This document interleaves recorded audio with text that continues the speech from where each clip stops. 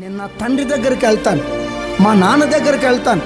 నాన్న, నా తండ్రి, నీకును పరలోకానికి విరోధంగా నేను పాపం చేశాను నాన్న. నాన్న, ఆకలికి చచ్చిపోతున్నాను నాన్న, అంత అన్నం పెట్టినానా, నీ పనోళ్ళలో పనోడుగా పెట్టుకో, నీ కుమారుడిగా నన్ను అంగీకరించొద్దు అని మా నాన్నతో చెప్పుకుంటా. ఈ కరువులో నేను చావడం ఎందుకు? ఈ పందుల మధ్యలో, ఈ మురికిలో, ఈ రొచ్చులో, ఈ అపవిత్రతలో నేనేమిటి అని వాడు లేచాడు.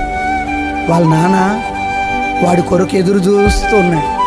చిన్నోడు వెళ్ళాడు, వాడు ఆకలి కొనలేడు, వాడు ఎలాగున్నాడో ఏమిటో, డబ్బు పోతే పోయింది, బిడ్డ కళ్ళ ముందు ఉంటే బాగుండు అని ఆ కనికరం గల తండ్రి కుమారుడి కొరకు ఎదురు చూస్తుంది. వాడు అదిగో అల్లంత దూరాన వస్తుంటే తంచుకుంటూ వెళ్ళి వాని మీద కనికరపడి వాడి మెడ మీద పడి